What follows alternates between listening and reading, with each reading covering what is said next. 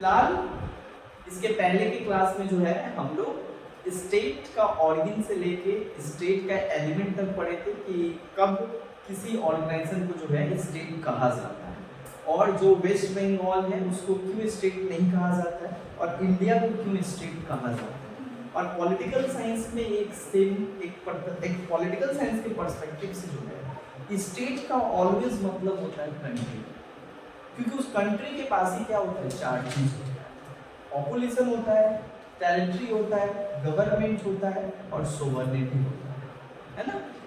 So every country has the foreign policy, हर एक country के पास अपना फॉरेन पॉलिसी होता है। आज की क्लास में जो है हम लोग डिस्कस करेंगे the origin of state, state का इवोल्यूशन कैसे हुआ। अचानक तो स्टेट का कॉन्सेप्ट आया नहीं होगा, सिंपल बात है, हर चीज का जो है रीजन होता है, हर चीज का जो एक प्रोसेस होता है ना, कैसे आया, कहाँ से आया, एक हर चीज का एक इतिहास होता है, हिस्ट्री होता है। तो आज हम लोग पढ़ने जाएंगे हिस्टोरिकल बैकग्राउंड ऑफ स्टेट। सो इस वीडियो में हम लोग समझेंगे कि जो स्टेट हुआ है उसका ऑरिजिन कैसे हुआ है। सो ऑरिजिन ऑफ लाइफ तो पढ़े हैं, अब हम लोग पढ़ेंगे ऑरिजिन ऑफ स्टेट कैसे हुआ है। सो यहाँ पे हम लोग जानेंगे कि जो स्टेट का जो कॉन्सेप्ट है और ये स्टेट जो है ये किस तरीके से जो है और कैसे इसकी उत्पत्ति हुआ है, आइडिया कैसे आया और फिर स्टेट कैसे आया, इसका पूरा प्रोसेस को और स्टेप बाय स्टेप समझने की कोशिश करेंगे। देखो ऑरिजिन ऑफ स्टेट के बारे में बताया जाए तो ऑरिजिन ऑफ स्टेट के बारे में ये कहा जाता है कि स्टेट का उत्पत्ति के बारे में यानी ऑरिजिन ऑफ स्टेट को लेकर जो है बहुत सारा थ्योरी है। There are multiple theory, right? They have claimed that state has originated in this way. मतलब बहुत सारा थ्योरी है, मल्टीपल थ्योरी है, जो अलग अलग थ्योरी ये दावा करता है, अलग अलग तरीके से अलग अलग थ्योरी बताता है अपने अलग अलग पर्सपेक्टिव से कि स्टेट की उत्पत्ति ऐसे हुआ है। कोई थ्योरी कहता है स्टेट की उत्पत्ति गॉड के द्वारा हुआ है, कोई थ्योरी स्टेट का कहता है उत्पत्ति की स्टेट का उत्पत्ति नेचुरली हो गया है, कोई कहता है कि स्टेट का उत्पत्ति नेचुरली नहीं हुआ है, लोगों के द्वारा हुआ है, कोई कहता है कि स्टेट की उत्पत्ति एक्चुअली क्या किया गया है, वन क्लास के द्वारा किया गया है, दूसरे के ऊपर रूल करने के लिए। तो मल्टीपल तरीके का पर्सपेक्टिव है has given by the multiple theory and approaches. State की उत्पत्ति को लेकर जो है एक राय नहीं है। स्टेट की उत्पत्ति जैसे जीवन की उत्पत्ति के बारे में आज भी रहस्य है, पृथ्वी की उत्पत्ति के बारे में आज भी रहस्य है, सूर्य कैसे आए इसके बारे में बहुत सारा थ्योरी, अलग अलग तरीके का बात करता है। ठीक उसी तरीके से ये जो स्टेट है, जो एक पॉलिटिकल ऑर्गेनाइजेशन है, ये जो स्टेट है जहाँ पे आज हम सब लोग रहते हैं, ये जो स्टेट जो एक आइडिया है ना, इसकी उत्पत्ति कैसे हुई। बट स्टेट की उत्पत्ति को लेकर बहुत सारा थ्योरी अलग अलग तरीके का पर्सपेक्टिव देता है और बताता है कि स्टेट की उत्पत्ति किस तरीके से। हम लोग सारे पर्सपेक्टिव को ध्यान से पढ़ेंगे, उसके साथ साथ ये भी पढ़ते चलेंगे कि कौन सा थ्योरी को जो है सबसे हाईली एक्सेप्टेड आज के टाइम में माना जाता है कि इसी के कारण जो है स्टेट की उत्पत्ति जो है ना। तो सबसे पहले हम लोग क्या करते हैं, पहला जो थ्योरी है हम लोग का, इसको हम लोग यहाँ पे समझते हैं। जो सबसे पहला थ्योरी है जो स्टेट के बारे में क्लेम करता है, वो पहला थ्योरी को हम लोग कहते हैं डिवाइन थ्योरी ऑफ स्टेट।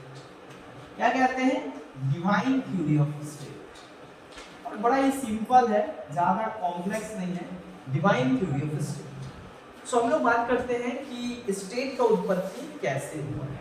तो स्टेट की उत्पत्ति जो है उसका एक हिस्ट्री हम लोग समझते हैं। तो जब हम लोग हिस्ट्री में जाते हैं तो बहुत सारे हमको अप्रोचेस मिलता है, बहुत सारा हमको थ्योरी मिलता है, जिस थ्योरी के हाथ पकड़कर जो है हमें उस तह तक पहुंचना पड़ता है जिस तह से एक्चुअली स्टेट की उत्पत्ति हुई है।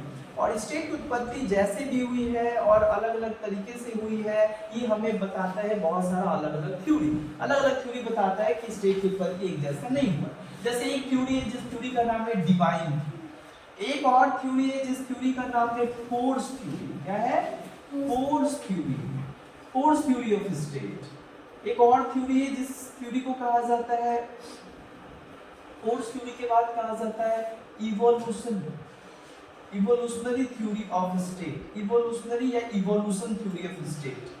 एक और थ्योरी है जिस थ्योरी को कहा जाता है सोशल कॉन्ट्रैक्ट थ्योरी क्या कहा जाता है? Social contract theory. इसको एक और थ्योरी है जिस थ्योरी को कहा जाता है मार्क्सिस्ट थ्योरी कहा जाता है।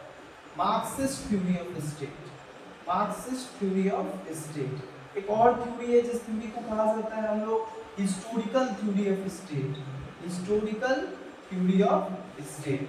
तो ये मल्टीपल तरीके का हम लोग क्या करते हैं, टोटल हम लोग 6 तरीके का थ्योरी जो है देखते हैं इन concern of the origin of state, यानी स्टेट की उत्पत्ति वास्तव में कैसे हुआ है इसको जानने के लिए जो है टोटल हमारे पास 6 तरीका है और 6 थ्योरी 6 नजरिया देता है। 6 थ्योरी 6 अलग अलग तरीके का पर्सपेक्टिव देता है जो हमें बताता है कि स्टेट की उत्पत्ति कैसे होती है। Evolutionary theory of state, evolutionary theory of state, evolution लिखते हैं हम लोग, evolution. So evolutionary theory of state. So there are 6 theory regarding the origin of state, और ये 6 थ्योरी क्या करता है अलग अलग तरीके से जो है स्टेट के बारे में क्या करता है बताता है। सबसे पहला थ्योरी के बारे में हम लोग समझते हैं, ये थ्योरी क्या कहता है, डिवाइन थ्योरी ऑफ स्टेट। देखो ये जो पहला थ्योरी है ना डिवाइन थ्योरी ऑफ स्टेट, ये क्या कहता है, ये कहता है कि एक्चुअली स्टेट की उत्पत्ति जो है ना बड़ा सिंपल है। बोला कैसे? तो देखो स्टेट की उत्पत्ति ठीक उतना ही सिंपल है जितना कि हम लोग का जीवन का उत्पत्ति है। तो बोला कैसे? बोला देखो ऐसे कि डिवाइन थ्योरी ऑफ स्टेट कहता है कि state is actually created by the God. खत्म। कुछ देखो कुछ ना समझ में आए, नेता लोग को जब कुछ ना समझ में आता तो सीधा चल जाता भगवान। तो और जब हम लोग क्या करते हैं दुनिया से हार जाते हैं तो हम लोग सीधा पहुंच जाते हैं भगवान, क्योंकि एक सुपर इंसान तो होना चाहिए जिसको हम माने। तो डिवाइन थ्योरी का कहना है, ये बताता है कि स्टेट की उत्पत्ति एक्चुअली क्या होता है, एक दिन जो है ईश्वर आए थे और ईश्वर आकर क्या किए, लोग बड़ा दुविधा में रहते थे, दुख में रहते थे, तो लोगों के लिए जो है ना उन्होंने स्टेट बना दिया और स्टेट बना दिया जिसमें लोग अच्छे से सुकून अच्छे तरीके से रहने लगे, पीसफुल तरीके से, और उसके बाद वो चले गए। तो इसी थ्योरी को कहा गया divine theory of state. Divine मतलब क्या होता है? That state is created by the divine power and state is created through the divine power। और इसका एक सिंपल मतलब होता है कि डिवाइन थ्योरी ऑफ स्टेट कहता है कि state is created by God, यानी इसका सेंटर पॉइंट और फोकल पॉइंट ही है डिवाइन थ्योरी का कि state is created by God. That means ईश्वर के द्वारा ही क्या होता है, राज्य का उत्पत्ति हुआ है। और एक व्यक्ति है जिस व्यक्ति का नाम है हेगेल। क्या नाम है? आगे पढ़ोगे तुम, German philosopher. He was a renowned German philosopher and renowned German political philosopher। यानी एक जर्मन फिलोसोफर, एक जर्मन पॉलिटिकल साइंटिस्ट है जो कहते हैं state is the March of God on the earth. इनका बड़ा कोटेशन कई बार एग्जाम में पूछ दिया जाता है। State is the March of God on earth. बोलते हैं स्टेट क्या है? अरे state is the March of God on earth. जब ईश्वर पृथ्वी पे आए थे तो उन्होंने स्टेट को बनाया। State is the March of God on the earth. ये स्टेटमेंट कई बार एग्जाम में पूछ लिया जाता है कि किसके द्वारा कहा गया, who said state is the March of God on the earth? So Hegel.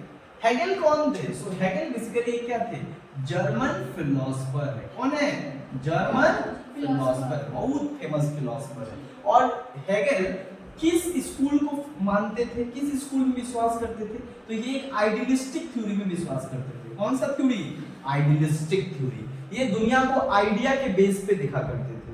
ये बोलते हैं जो दुनिया है ना ये सब आइडिया से बना हुआ है, हमारे तुम्हारे आइडिया से ही तो क्या है आज बना हुआ है। Idea is the core part of the thinking of Hegel. Hegel जो कुछ भी सोचा करते हैं, जो कुछ भी बात करते हैं, ये एक्चुअली क्या होता है, आइडिया इनका बेस होता है, इसलिए इनको आइडियलिस्टिक कहा। अंडरस्टैंड? तो डिवाइन थ्योरी क्या कहता है स्टेट के बारे में? ये कहता है कि स्टेट की उत्पत्ति एक्चुअली भगवान के द्वारा हुआ है, यानी ईश्वर के द्वारा जो है दैवीय शक्ति के द्वारा स्टेट का उत्पत्ति हुआ। आगे बढ़ते हैं। अब आता है एक और थ्योरी जिस थ्योरी का नाम है फोर्स थ्योरी ऑफ स्टेट। क्या है? Force theory of state. Now this was the another theory. ये क्या करता है, ये भी स्टेट को बताता है कि स्टेट का ओरिजिन कैसे हुआ है।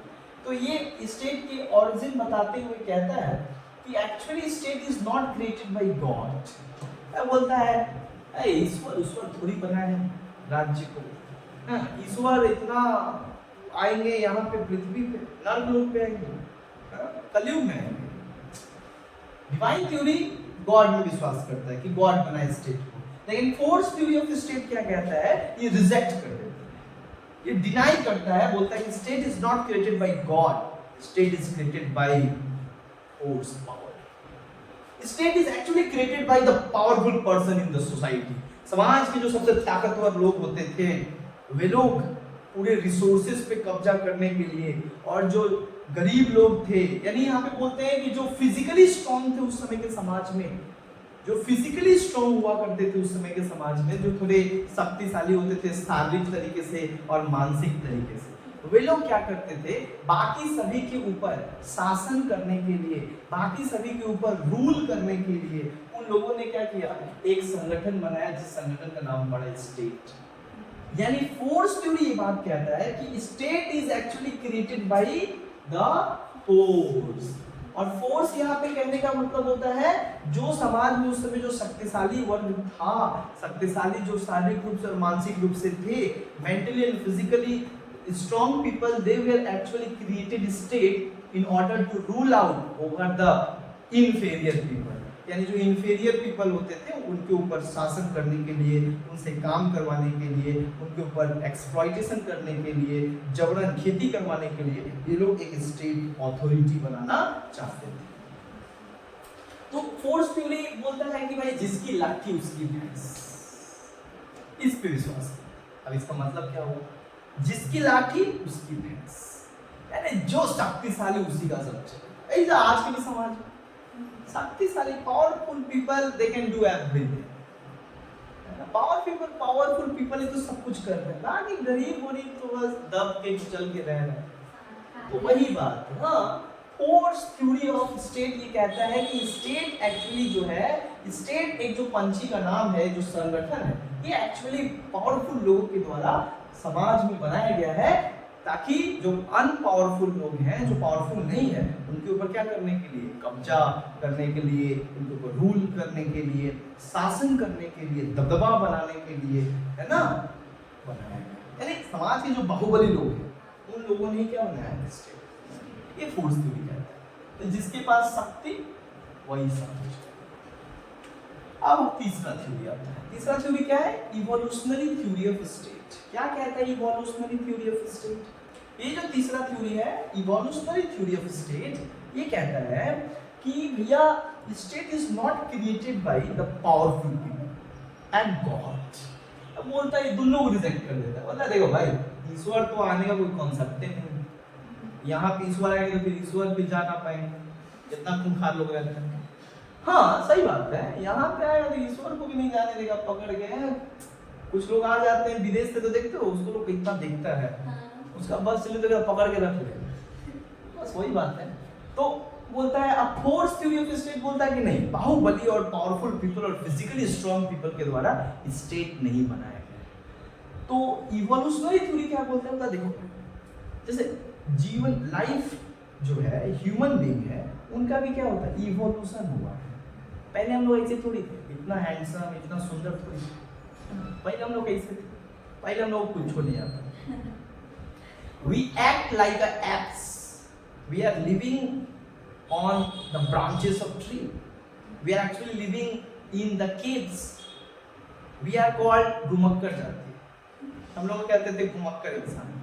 हम लोग जंगलों में रहा करते थे, घूमते फिरते थे, जहाँ खाने का सामान मिल गया खा लिए, फिर आगे बढ़। हाँ, कच्चा मांस खाते थे, बुद्धि उद्धि नहीं था, मार पूरा एकदम जानवर जैसा बिहेव करते थे, है ना, एप्स जो ऐसे करता है, ठीक उसी वाला तरीके से हम लोग रहना करते थे। तो बोलते हैं देखो, तो जैसे हम लोग उस टाइम ऐसे थे ना, कुछ नहीं जानते थे, सुई का भी नहीं पता था, कुछ नहीं पता था, लेकिन धीरे धीरे धीरे धीरे धीरे धीरे हमारा भी क्या हुआ, इवोल्यूशन हुआ। और ये इवोल्यूशन कैसे हुआ, ये इवोल्यूशन होने में, यहाँ से यहाँ, यहाँ से यहाँ आने में ग्रेजुअली चेंजेस होता है। तो बोला स्टेट भी वही है। पहले क्या था, मैन एंड वीमेन, एक साथ रहा करते थे। पहले मैन था, फैमिली कैसी है, तो देखो इवोल्यूशन इसका भी। पहले मैन थे, वीमेन थे।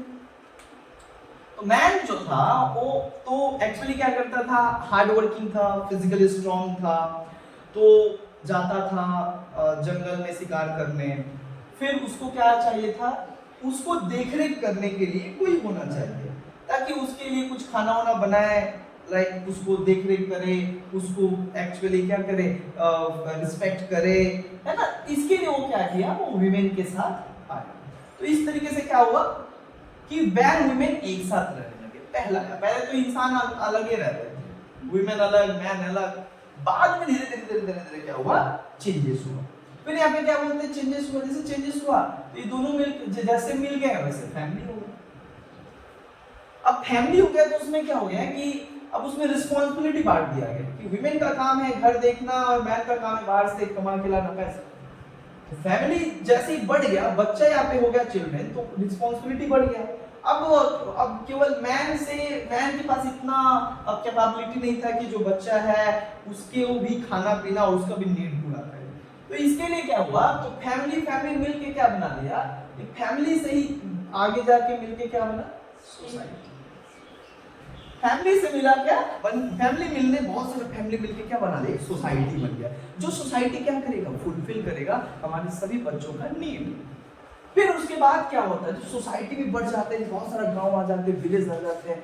जब अब बहुत सारे विलेज हो जाते हैं और विलेज का जो इंटरेस्ट है, विलेज का जो नीड है वो नहीं पूरा होता था, लाइक सिक्योरिटी, लाइक प्रॉस्पेरिटी, है ना। बाहर का कोई गांव वाला आकर अटैक कर जाता था, हमारे लोग मारे जाते थे, हमारा जानवर को लेके चला जाता था, तो बच्चे सुरक्षित नहीं रहते थे, लोग सुरक्षित नहीं रहते थे। तो समाज से फिर आया तुम्हारा क्या, समाज आने के बाद समाज से क्या बना, स्टेट। देखो यहाँ से ईवी क्या है, इवोल्यूशन हुआ है। इवोल्यूशन मतलब ग्रेजुअली चेंजेस हो के स्टेट बना है। तो state is the highest stage of the evolution of the human being, यानी मानव के रहने का जो स्टेट आज बना, ये तो इवोल्यूशन होते होते हुआ है ना, ग्रेजुअली इवॉल्व हुआ है ना। इसको कोई किया नहीं है, ये नेचुरली क्या होता है, जैसे जैसे दिमाग आता गया, बुद्धि आता गया, वैसे वैसे नीड बढ़ता गया। तो नीड बढ़ा तो फैमिली बना, फैमिली से जब नीड नहीं पूरा हो गया तो फिर सोसाइटी बना, फिर सोसाइटी का बहुत सारा विलेज हो गया, तो बहुत बड़ा विलेज हो गया, तो बड़ा सोसाइटी कैसे होगा। तो उस टाइम पे क्या हुआ कि उस सोसाइटी का और विलेज का नीड नहीं पूरा होता था, तो लोग चाहते थे कि ऐसा कोई अथॉरिटी आए, जो अथॉरिटी हम लोग सभी को क्या करे, बाहरी तरीके से सुरक्षित रखे, घर में हम लोग को सुरक्षा दे, हमारा जो डे टू डे जो बेसिक हमारा जो डिमांड है, जो बेसिक हमारा रिक्वायरमेंट है, फूड, क्लोथ, शेल्टर, इसको क्या करे, पूरा करे, हमें आजादी दे। तो इसके लिए लोगों ने क्या बनाया, स्टेट बनाया। इवोल्यूशनरी थ्योरी ऑफ स्टेट क्या बोलते हैं, तो बोलता है state is actually created through evolution. Evolution के जरिए क्या होता है, स्टेट की उत्पत्ति हुई है। मतलब ये क्या बोलता है, स्टेट क्या है, इज नेचुरली क्रिएटेड। क्लियर हुआ। आगे बढ़ते हैं, एक और थ्योरी है सोशल कॉन्ट्रैक्ट थ्योरी। कौन सा थ्योरी है, सोशल कॉन्ट्रैक्ट थ्योरी। अभी सोशल कॉन्ट्रैक्ट थ्योरी को थोड़ा हम लोग लास्ट में पढ़ेंगे, उसका कारण है। अब हम लोग यहाँ पे आते हैं मार्क्सिस्ट थ्योरी ऑफ स्टेट। तो मार्क्स के आधार पे है मार्क्सिस्ट। कार्ल मार्क्स जिस तरीके से स्टेट को देखते थे, उनसे एक थ्योरी बना, उनके पर्सपेक्टिव के आधार पे, मार्क्सिस्ट थ्योरी ऑफ स्टेट। अभी मार्क्सिस्ट थ्योरी ऑफ स्टेट क्या कहता है, मार्क्सिस्ट थ्योरी ऑफ स्टेट कहता है कि actually state is not created by evolution process, state is not created by the powerful people, state is not created by the God also. Marx does not believe in God. Marx believe नहीं करते थे God और ये सब विश्वास नहीं। Marx बोलते थे, Marx कहते थे कि काहे कैसे स्टेट बनाता, तो according to Marxist theory, that state are created by the one class. State is actually created by the upper class in the society. State का जो बनाया गया है वो किसके द्वारा बनाया गया है, स्टेट बनाया गया है जो रिच क्लास है, जो रिच क्लास है, जिसको अपनी भाषा में कहते थे हैन, अपने भाषा में कहते थे बॉर्जियस, अपने भाषा में कहते थे ऑनर, अपने भाषा में कहते थे जो बहुत ही ज्यादा वेल्दी हो, बहुत ज्यादा अमीर इंसान हो। तो उन लोगों के द्वारा एक्चुअली क्या किया गया, स्टेट बनाया गया है। और वो लोग क्यों बनाए हैं, ताकि जो गरीब लोग हैं उनका शोषण किया जा सके। So actually state is created by the one class to rule over another class. तो अमीरों के द्वारा मिलकर स्टेट बनाया गया ताकि सारे अमीर एक साथ मिलकर और क्या करें, गरीबों का भरदम शोषण करे और खून पिए। इसके लिए क्या बना, स्टेट बना। मार्क्सिस्ट तो डायरेक्ट बोल देता है, देखो actually state is created by the one class to exploit the other class, है ना, ताकि दूसरे जो समाज में वर्ग है उनका क्या किया जा सके, शोषण किया जा सके। समझ में? अब आगे बढ़ते हैं हिस्टोरिकल थ्योरी ऑफ स्टेट। अब हिस्टोरिकल थ्योरी ऑफ स्टेट क्या कहता है? अच्छा, मार्क्सिस्ट थ्योरी कार्ल मार्क्स देता है, सिंपल बात है। कार्ल मार्क्स कौन था? ये भी एक जर्मन फिलोसोफर है। ऐसा फिलोसोफर जिस फिलोसोफर का आइडिया गोली से भी तेज था, बुलेट से भी तेज था। जर्मन फिलोसोफर, एक ऐसा फिलोसोफर जिसने अपने आइडिया से दुनिया के आधे देशों को चेंज कर दिया। एक ऐसा फिलोसोफर जिनके द्वारा दिया गया आइडिया आज भी दुनिया में चल रहा है। ऐसा फिलोसोफर जिसके द्वारा बनाया गया आइडिया दिया गया और पार्टी बनाया गया कम्युनिस्ट, आज भी पूरी दुनिया में चल रहा है। खतरनाक आइडियोलॉजी था। और हालांकि ये फिलोसोफर जर्मन का था, हेगेल भी जर्मन का था, हेगेल एक्चुअली टीचर मार्क्स, लेकिन मार्क्स पूरा 360 डिग्री उनसे अलग सोचता था। ये बात करते थे आइडिया के ऊपर बेस्ड होकर, idea is real according to Hegel. Marx बोलता था idea is not real, material is real। Hegel क्या कहना था कि आइडिया जो है ना बहुत इंपॉर्टेंट है, आइडिया इज तो सब होता है। तुम तभी ना सोच पाओगे जब तुम्हारा पेट भरा रहेगा। खाली पेट जो है दिमाग में कई सारा विचार और थिंकिंग नहीं कर सकते। आप अगर भूखे होंगे किसी चीज पे ध्यान लगा सकते हो, कोई चीज सोच सकते हो, करते हैं। तो वही यहाँ पे बोला गया कि हेगल बोलता है actually material is real then idea, मतलब material is primary and then idea is secondary. But Hegel बोलता है idea is primary and material is secondary. That is the clause, that is the conflict between the Marx and Hegel, है ना। तो वो हो गए idealistic, ये हो गया मेटलिस्टिक,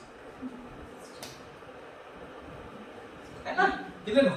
आगे बढ़ते हैं। सो हिस्टोरिकल थ्योरी क्या बोलता है? हिस्टोरिकल थ्योरी ऑफ स्टेट एक और थ्योरी है जो स्टेट की उत्पत्ति के बारे में क्या करता है, बात करता है। ये कैसे देखता है स्टेट की उत्पत्ति को? ये बोलता है कि एक्चुअली स्टेट की उत्पत्ति जो है ना कैसे हुआ, मतलब state is actually created through the historical process and state is the product of history. मतलब स्टेट क्या है? इट इज प्रोडक्ट इतिहास का। जैसे हिस्ट्री ही तो बहुत सारा चीज के, जैसे आज मॉडर्न समाज, modern society is the product of history. Similarly state क्या है? Is the product of history. यानी जो स्टेट बना ये तो इतिहास के कारण बना, यानी इतिहास में जो चेंजेस हो रहा था, इतिहास में जो डेवलपमेंट हो रहा था उसका ही नतीजा स्टेट है। पहले हुआ करता था स्लेव सोसाइटी, उसके बाद हुआ फ्यूडल सोसाइटी, और उसके बाद फिर देखा गया फिर क्या हुआ, मॉडर्न समाज, मॉडर्न सोसाइटी। तो फिर हिस्टोरिकल थ्योरी ऑफ स्टेट क्या बोलता है कि state is actually created by the historical development, यानी state is actually created by the process of history। यानी इतिहास में जैसे हमेशा हर समय चेंज होते रहता है, फिर कुछ नया चीज आता है, पुराना हट जाता है, फिर नया आता है, फिर पुराना हट जाता है। जैसे अभी के टाइम पे जैसे लोग देखोगे तो बहुत कम ऐसे लोग हैं जो क्या करते हैं कीपैड फोन यूज करते हैं, वो तो उठ ही गया, मार्केट में ही नहीं दिखता कीपैड फोन। लेकिन आज के टाइम पे क्या टाइम है, मॉडर्न युग है, डिजिटल युग है, तो इंसान डिजिटल फोन चलाता है, स्मार्टफोन चलाता है। तो ये क्या है, तो इतिहास का प्रोडक्ट है ना, हिस्ट्री का ही तो प्रोडक्ट है। उसी तरीके से स्टेट भी क्या है, एक हिस्ट्री का प्रोडक्ट है। तो यहाँ तक हम लोग थ्योरी समझे। अब हम लोग आते हैं अलग अलग थ्योरी समझे, अलग अलग पर्सपेक्टिव बताया, अलग अलग different perspective as given by the different theory, but which one is correct. Actually माना जाता है इवोल्यूशनरी थ्योरी को थोड़ा ज्यादा सपोर्ट मिला है, और एक अब हम लोग पढ़ेंगे सोशल कॉन्ट्रैक्ट थ्योरी। अभी सोशल कॉन्ट्रैक्ट थ्योरी है क्या, अब इसे थोड़ा अच्छे से पढ़ेंगे। समझ में आया, यहां तक समझ में आया कि नहीं, बोलो क्लियर हुआ, आगे बढ़ते हैं। सो इसको समझना, इसको अगर तुम समझ गए ना, ये जो बता रहे हैं पॉलिटिकल साइंस का पॉलिटिकल थॉट, आधा पॉलिटिकल थॉट समझ जाओ, ये बहुत इंपॉर्टेंट है। सोशल कॉन्ट्रैक्ट,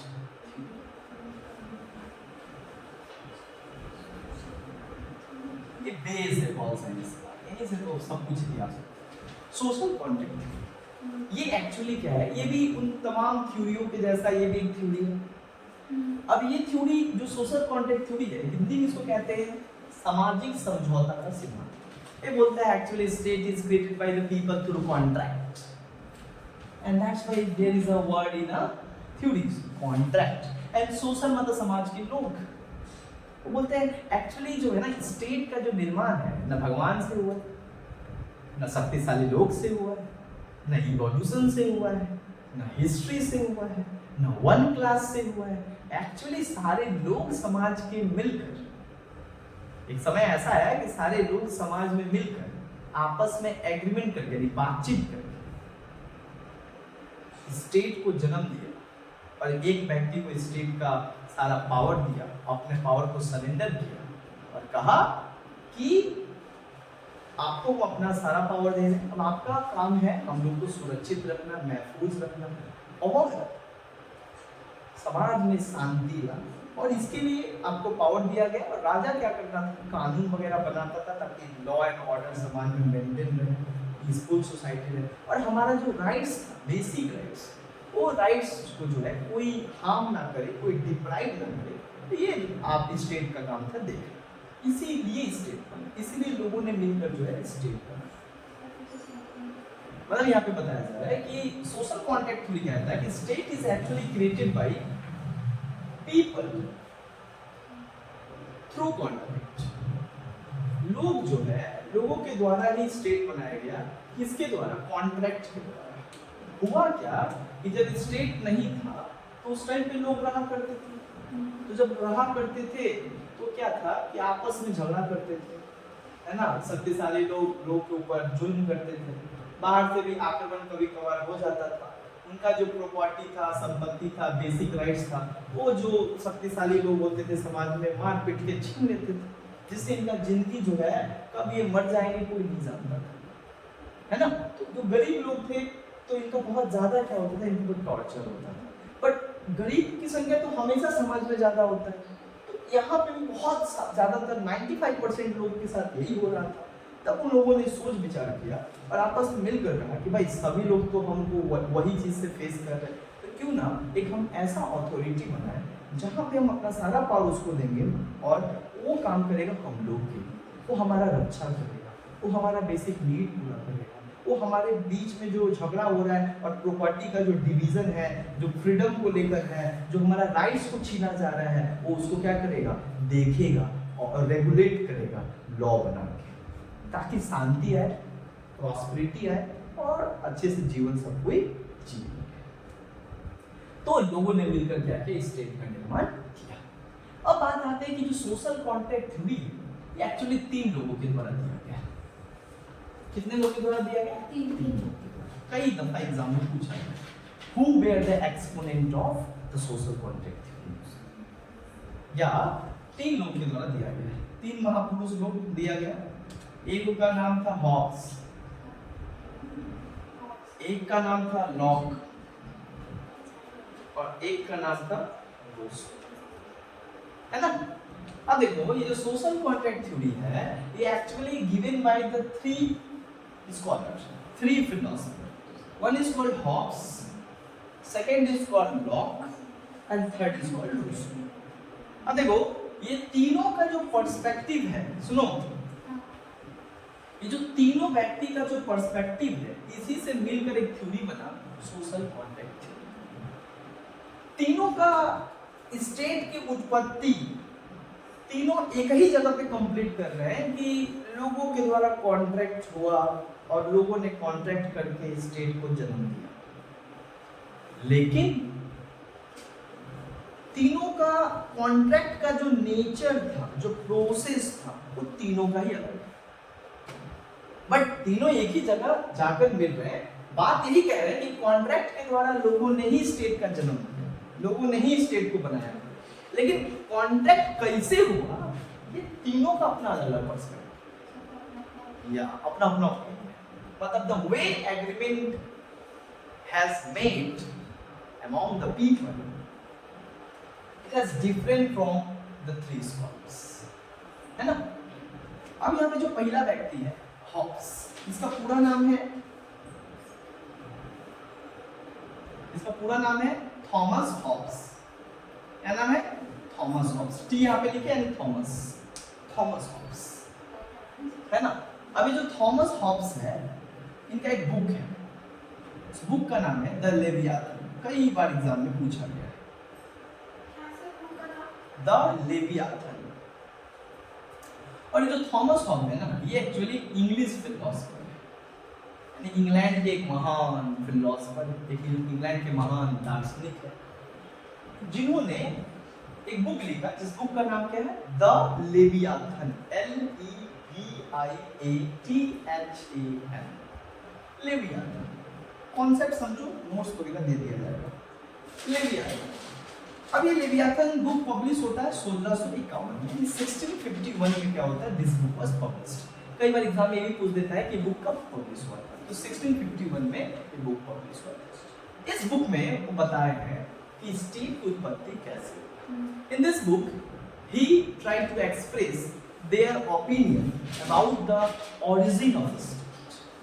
और यहाँ पे वो बताया है कि स्टेट का origin actually पता है कैसे हुआ। बोलते देखो, वो बोलते स्टेट की उत्पत्ति करना ही क्यों पड़ा? ऐसा कहाँ हो गया था? स्टेट की क्या स्टेट ना था तो लोग ना जीते थे, तो कुछ कारण तो होगा। नहीं बोलते everything happens for the reason। तो स्टेट भी आने का कुछ ना कुछ तो रीजन होगा ना।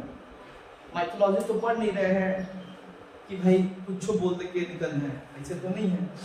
ऑल साइंस पढ़ रहे हैं, साइंटिफिक चीज पढ़ रहे हैं। तो ये बताते हैं actually before the state the people lives in trouble. यानी जब स्टेट नहीं था तो उस टाइम पे क्या था? प्री सोशल समाज था। यानी नेचर ऑफ स्टेट कैसा था? यानी स्टेट के पहले कैसा, मतलब जब स्टेट नहीं उत्पत्ति हुआ था तो उस समय कैसा था? ये होता है प्री सोशल समाज था, प्री सोशल सोसाइटी। यानी before the nature of state was pre social. यानी स्टेट की उत्पत्ति के पहले जो समाज था वो पूरी तरीके से गैर सामाजिक था।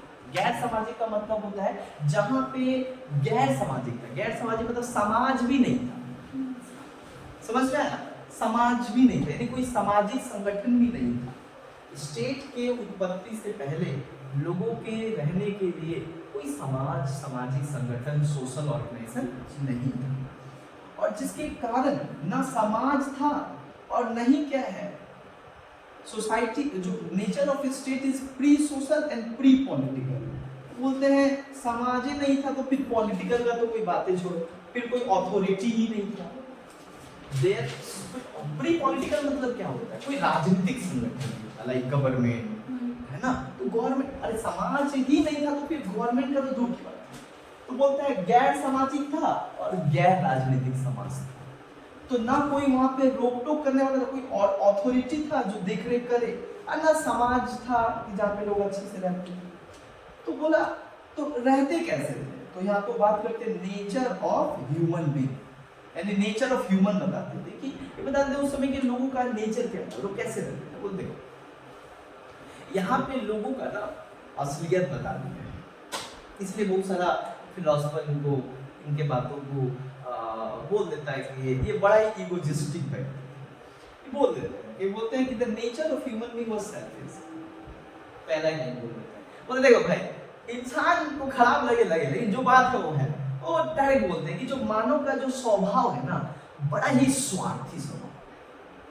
The nature of human being was very selfish, very greedy, हमेशा लालची है, बस केवल अपना अपना अपना अपना अपना भला चाहता है, भाड़ में जाए दुनिया, भाड़ में जाए लोग, बस केवल वो अपना भला देखेगा और किसी का नहीं। जो लोग कहते थे इंसान को सोचता, अरे मतलब घंटा इंसान सोचता, खाली अपना सोचता, अपने से उसको मतलब है।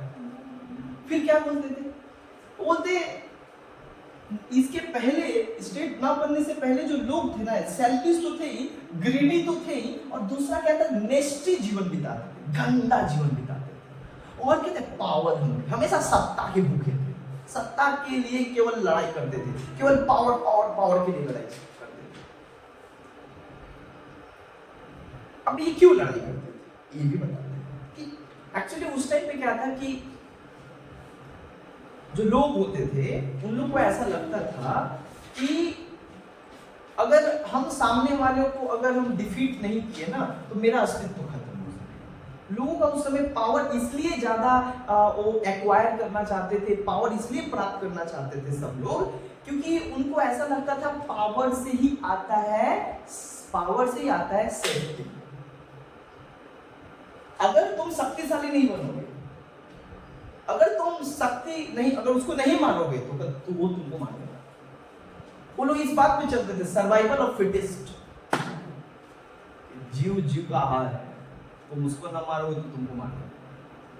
तो अपने आप को जीवित रखने के लिए दूसरे को मारना पड़ता है, और ये इस तरीके का थॉट रख के चलते थे लोग। और इसके लिए क्या करते थे, ये जो नेचर ऑफ स्टेट के पहले जो स्थिति था वो बड़ा ही भयानक स्थिति था। बोलते हैं कि जो स्थिति था एनार्किक सिचुएशन था। एनार्किक का मतलब समझते, पूरा अराजक था, हर जगह वायलेंस हो रहा है, वॉर हो रहा है, और बोल रहे हैं इस समय जो था there was a perpetual war, continuous war हो रहा था। अच्छा, वॉर किसके बीच हो रहा था? Every man is against every man. हर इंसान के खिलाफ क्या कर रहा था? लड़ रहा था। क्या था? शक्ति प्राप्त करना, ताकि अपने आप को, अपना पोजीशन को सिक्योर करना, अपने आप को स्टेबल करना। इसके लिए लोग जो है शक्ति के लिए लड़ाई करते थे। अब इसमें क्या होता, शक्ति की लड़ाई में अंधाधुन मारते थे, अंधाधुन काटते थे, अंधाधुन। और दूसरा बात क्या था कि उसमें कोई लॉ नहीं, देयर वाज नो लॉ। और लॉ कहां से होगा? Because there was no political organisation ना, उसमें कोई सरकार नहीं था जो कानून रहता, कोई व्यक्ति रहता जो ये सब कुछ करते हुए कोई रोकता, बोलता, डिसीजन लेता। अरे कोई था ही नहीं, प्री पॉलिटिकल प्री सोसाइटी कुछ था ही नहीं। तो जिसके कारण क्या है, इन लोगों को बढ़ावा मिला। तो इंसान क्या करने लगे, आपस में लड़ाई करने लगे, एक दूसरे को ये मारने लगे। तो जब ये ऐसा सिचुएशन हो गया, एनार्किक सिचुएशन हो गया, जब बहुत ही ब्रूटिश लाइफ जीने लगे, तब जाकर लोगों ने क्या किया, जब वो मरने लगे, चिल्लाने लगे, ये होने लगे, जब उनके जीवन पे आने लगा और ऐसे ही चलता रहा, तब लोगों ने फील किया सारे कि ऐसे ही हम लोग मारकाट कर देंगे तो एक दिन तो सब खत्म हो जाएगा। इंसान को ही मार रहा है तो एक दिन सब खत्म हो जाएगा, तो फिर क्या फायदा मारपीट करके। तो जब लोग को इस बात को डर होगा कि यार नहीं, इसी तरीके से जीवन, अब लोगों को डर लगने लगा, शॉर्टर लाइफ होने लगा, लोगों का जीवन बहुत कम आयु का होता था, पता नहीं कौन किसको मार देगा अपने जान को बचाने के लिए। वहां पे गलत फहमी ज्यादा था, लोग को ऐसा लगता था ये हमारा दुश्मन है, मार दो उसको, तुम नहीं मारोगे तो मार देगा कहीं, तो अपने आप को थोड़ा ज्यादा जीना है उसको मार दो, ऐसा ही सिचुएशन। तब ये लोगों ने क्या किया, फील किया, और तब आकर क्या किया, आपस में बात की, और बात करके जो है आपस में एक कॉन्ट्रैक्ट साइन किया, आपस में मिलजुल के सब नीचे बैठा, बातचीत हुआ, कैसे कब तक चलता रहेगा, तब जाकर बातचीत हुआ। अब बातचीत होने के बाद क्या होता है कि एक वो लोग ऑर्गेनाइजेशन, और उस ऑर्गेनाइजेशन का नाम है, जहां पे क्या किए, where all the people they actually surrender all the power to the authority। जहां पे क्या करते हैं लोग जो है अपने में से एक व्यक्ति को जो सबसे कुशल था, इंटेलिजेंट था, स्ट्रॉन्ग था, तेज तरार था, उसको क्या बना दिया लीडर या अपना स्टेट का उनको क्या बना दिया हेड बना दिया। यानी अब यहाँ पे तो ये किंग को सपोर्ट करते हैं तो मोनार्की सिस्टम के सपोर्टर हैं, तो वहां पे एक राजा लोगों ने क्या किया चुन लिया, जिस राजा को इस आधार पे चुना गया कि तुम्हारा काम होगा पूरे सोसाइटी में क्या करना, पीस एस्टैब्लिश करना, हम लोग को बाहरी आक्रमण से बचाना, इंटरनल कॉन्फ्लिक्ट से हम लोग को राहत देना और एक जीवन पीसफुल लाइफ जो है चले। इसके लिए हम अपना सारा पावर तुमको समर्पित करते हैं, इसके लिए तुम कुछ भी कर सकते हो। तो राजा के पास पावर मिल गया, इस तरीके से एक स्टेट बन गया, राजा कानून बनाने लगा और उस हिसाब से पूरे पूरे पीपल और समाज को क्या करने लगा, कंट्रोल करने लगा। इस तरीके से स्टेट का कॉन्सेप्ट क्लियर समझना। हॉब्स कैसे बोलते हैं, तो हॉब्स ये बात कहता है कि ऐसा ऐसा था, ऐसा ऐसा था। अब हम लोग समझते हैं यहाँ पे बात आया कॉन्ट्रैक्ट, फिर लोगों ने किया तो यहाँ पे आया। अब आते हैं लॉक का, क्या लॉक। अच्छा, जो हॉब्स थे उनको कहा जाता है he was the follower and supporter of absolute monarchy। इनका कहना था कि एक बार जो शासक बन जाए, लोगों जिसको चुन दिया उसके पास पूरा पावर है स्टेट का, वो अब कुछ भी कर सकता है लॉ एंड ऑर्डर एंड लोगों के लाइफ को सिक्योर करने, यानी हार्श से हार्श पनिशमेंट किसी को दे सकता है अगर कोई ऐसा पीस के खिलाफ काम करता है, पीस को ब्रेक करने का कोशिश करता है। तो लॉक भी जो है एक एक्चुअली इंग्लिश फिलोसोफर था। हाँ, ये भी इंग्लिश फिलोसोफर है। इंग्लैंड ऐसी थोड़ी सब कुछ लूटा है, पढ़ा लिखा था, बिना पढ़ाई लिखाई के इतना नहीं शासन कर सकता है, पूरी दुनिया को नचा दिया। दुनिया को नचाने के लिए भी इतना बुद्धि और अकल होना चाहिए, है ना, चीटिंग करने के लिए भी अकल होना चाहिए। उसी तरीके से भाई इंग्लैंड है, खाली गाली नहीं दे सकते, कुछ तो गुण था जो हमारा अंदर नहीं था, तो हम नहीं कैप्चर किए। तो इंग्लिश फिलोसफर, तो लॉक जो था वो बेसिकली क्या था, इंग्लिश फिलोसफर। अब ये जो लॉक है बड़ा गजब का इंसान था, इंग्लिश फिलोसफर था, ये भी वो बुक लिखा। ये इसका बुक का नाम है two treatise on civil government, two treatise on civil government. ये बुक जो एक्चुअली पब्लिश हुआ लॉक कब है 1688 में। सर बुक का नाम बोले, two treatise on civil government, actually two treatise on civil government 1690 का, हाँ 1690। So two treatises on civil government, actually the book written by the Locke, which was the English political philosopher, which was जिसका book published was 1619। ये बड़ा ही इसमें थोड़ा ये है, लेकिन इसका book जो है लिखा गया ग्लोरियस रेवोल्यूशन के बाद। उस समय इंग्लैंड में ना 1688 में एक रेवोल्यूशन चला ग्लोरियस, उसके बाद इसके बाद जो है उसी के ऊपर जो है उसने एक बुक लिखा, to treatise on civil government 1690। अब क्या होता है इस बुक में वो बताया कि स्टेट की उत्पत्ति कैसे हुई, है ना। In this book he tried to express that how state was organised. तो इसमें बुक में वो क्या बताता है, सबसे पहला बात बताता है नेचर ऑफ स्टेट बताता है। स्टेट की उत्पत्ति करनी क्यों पड़ी, स्टेट के उत्पत्ति जब नहीं हुआ था उस समय कैसा था, समाज के लोग कैसे रहते थे, यानी लोग कैसे रहते थे। ये जो बात कहा ना लॉक, हॉब्स क्या बोला था, समाज में तो समाज ही नहीं था, प्री सोशल था, यानी समाज में कोई भी सामाजिक व्यवस्था नहीं था, कोई लॉ कानून नहीं था, कोई समाज वगैरह नहीं था।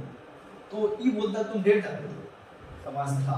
That means nature of state is free political but not free social. उधर क्या बात कर लो, समाज नहीं था तो कहा लोग किसी जंगल में रहते थे, उस समय इतना इवोल्यूशन हो गया था कि जंगल में रहने की जरूरत नहीं है, लोग समाज में रहते थे। तो समाज तो है ही, तुम कैसे बोल सकते हो कि समाज में नहीं रहते थे, तो इसका मतलब ये हो कि जंगल में रहते थे।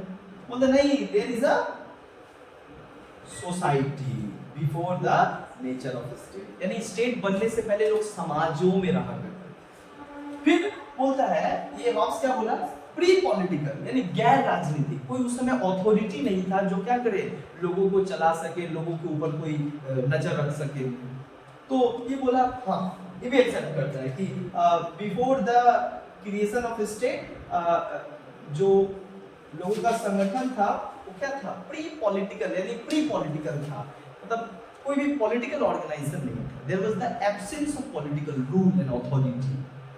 फिर यहाँ पे बोलता है लॉ कि भाई यहाँ तो ये फिर बोलते हैं कि जो लोगों का जो रहन सहन था बड़ा ही बुरा था, लोग तो सेल्फिश थे। तो ये बोलता है नेचर ऑफ ह्यूमन के बारे में भी बात करता है, यानी इंसान कैसे थे, इंसान का स्वभाव कैसे। तो ये तो बहुत बोल दिया कि इंसान ऐसे थे, वैसा थे, दिस थे, दैट थे, स्वार्थी थे, हमेशा पावर का भूखे थे, इसके लिए हमेशा आपस में लड़ाई करते थे, एनार्किक सिचुएशन था, अराजकता का माहौल था, सब एक दूसरे को लड़ाई कर रहे थे, परपेचुअल वॉर चल रहा था। ये बोलता है सब कुछ।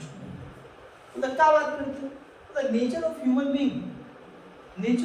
Being is not selfish, but the nature of human being is very prosperous and very peaceful life. They were actually living in a peaceful life. और क्या बोलते, they are not power loving,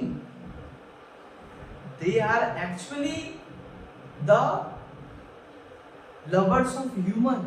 वे लोग मानव से प्यार करते थे, लोगों से आदर करते थे, प्यार करते थे, एक साथ रहते थे, मिलजुल के रहते थे। तुम बोलते हो झगड़ा करते थे, मारपीट करते थे, क्या बात करते थे, यानी लॉ रिजेक्ट कर देता है। इस आधार पे नेचर ऑफ ह्यूमन को ये थोड़ा ज्यादा दिखा देता है। ये बोलता है क्या बात करते हो, ये तो बोल दिया ना, तो उस समय लोगों का पता है परिस्थिति कैसा था, बोलता कैसे, बोलता दूसरा नर्क था। कौन बोलता है, हॉब्स। ये बोलता है देखो भाई इतना भी नहीं बोलना, नर्क नहीं। बोलता क्या है, बोलता है हम ये भी नहीं बोलेंगे कि स्वर्ग था, लेकिन हम इतना बोल सकते हैं कि नर्क से तो बहुत अच्छा। यानी ये हॉब्स का मानना था कि उसके पहले लोगों का जिंदगी बड़ा खुशहाल साली था, हैप्पी लाइफ जीते थे, प्रॉस्परस लाइफ था, पीस था। प्लस ये बोलता था कि उसमें कोई लॉ वगैरह नहीं था। तो ये बोलता है कि क्या बात करते हो, उसमें लॉ वगैरह नहीं था। हाँ, रिटेन लॉ नहीं था, but there was a natural law. यानी नेचुरल लॉ का बात कौन करता है, लॉ नेचुरल लॉ का बात करता है, नेचुरल राइट्स का बात करता है। बोलते भाई उसमें नेचुरल राइट्स तो था, तो वही तो नेचुरल लॉ हो गया। बोला कैसे, बोलता उस समय के लोगों को जीने का अधिकार था ना, राइट टू लाइफ। बोलता हाँ।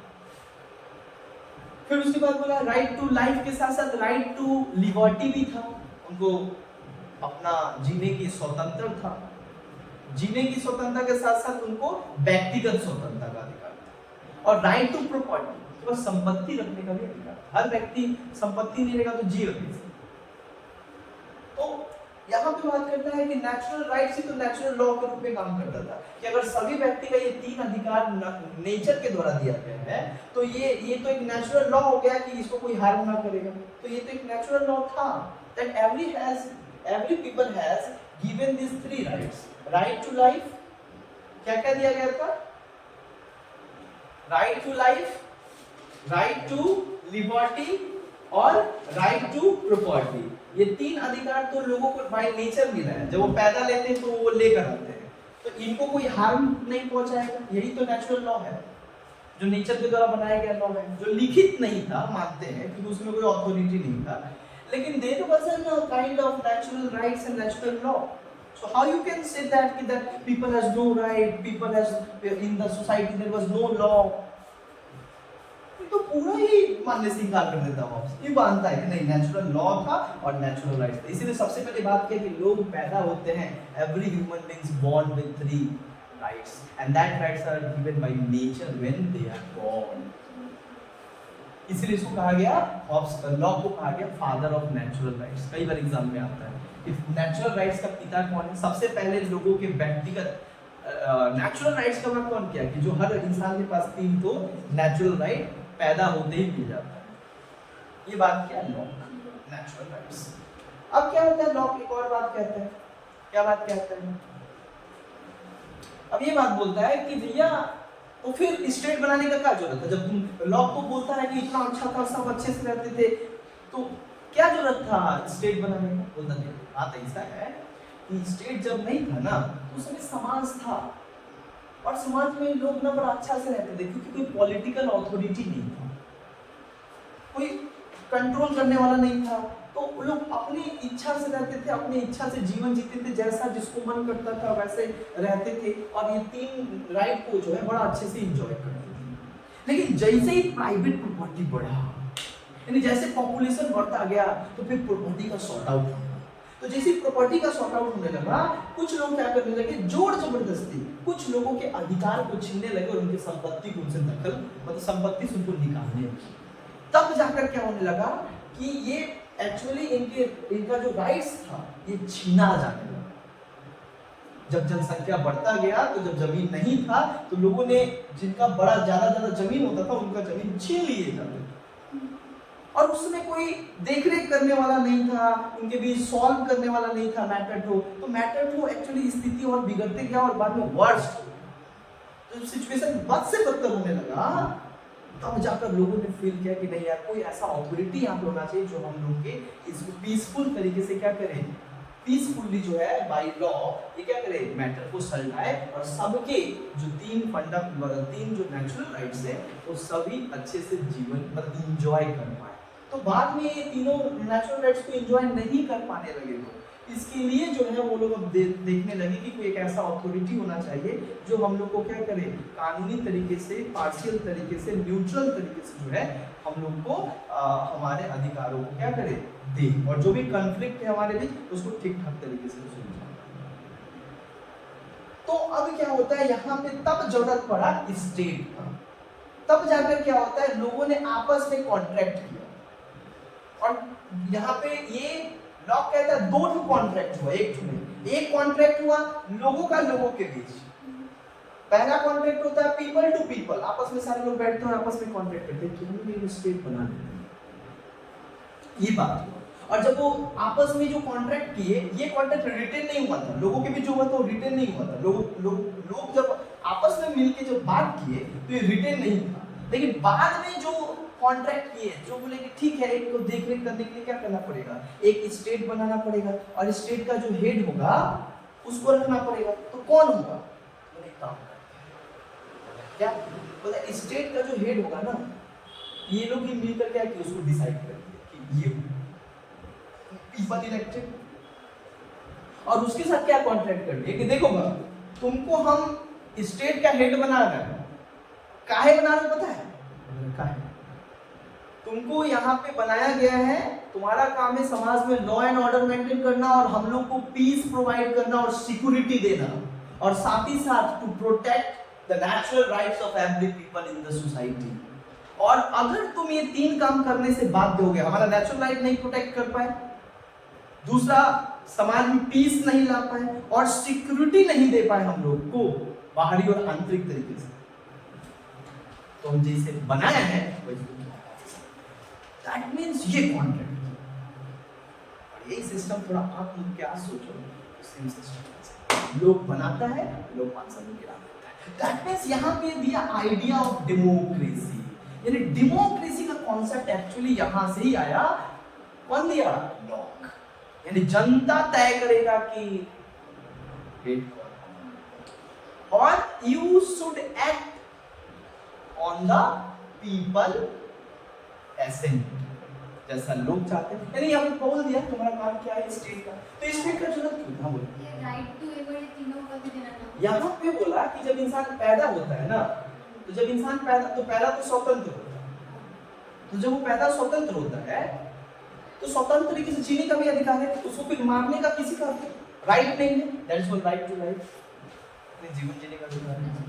राइट टू लिबर्टी, जब वो पैदा होता है तो रोता है, हंसता है, यदि वो तो ऑटोमेटिक कर रहा है, लेकिन उसको अपना बात और अपना जो फीलिंग है उसको व्यक्त करने का अधिकार है। That is right to liberty होता है। एंड राइट टू प्रॉपर्टी मतलब वो पैदा हुआ तो जाहिर सी बात है वो जीवन जिएगा, और जीवन जीने के लिए उसको संपत्ति चाहिए। तो ये संपत्ति जो है ये तो सबका संपत्ति है, तो इसमें उसका भी हक हुआ। बाप का संपत्ति में बेटा का हक होता है, आज भी है। है ना, जीवन कैसे जीवा, उसका फिर आगे कैसे जर्नी जाएगा, राइट। यही हो गया नेचुरल राइट्स। क्लियर। यहाँ पे एक कॉन्ट्रैक्ट हो, दो कॉन्ट्रैक्ट हो, और कॉन्ट्रैक्ट क्या हो, अगर ये करने में if state fail to maintain these three things then people can remove him any time। इस तरीके से स्टेट समझ में आया। सो यहाँ तक याद रखते हैं हम लोग। एक बच गया रूसो। रूसो का कॉन्सेप्ट और बड़ा अच्छा है, ये पढ़ लेंगे तो हम लोगों को सोशल कॉन्टैक्ट थ्योरी कंप्लीट हो जाएगा। और सोशल कॉन्टैक्ट थ्योरी को जब ये लास्ट में पढ़ा देंगे तो ऑटोमेटिक तुम समझ जाओगे social contact theory is scientific. इसको सबसे ज्यादा सपोर्ट, सबसे ज्यादा साइंटिफिक लीगल फैक्ट्स बेस्ड माना गया है, और इसी को आज मॉडर्न टाइम में एक्सेप्ट किया जाता है कि this theory actually gives the birth of modern state and modern people accept the social contact theory that state was created through people by the and through the contact। Clear हुआ। तो मिलते हैं next class में और उस समय हम लोग दूसरों को पढ़ेंगे। Thank you.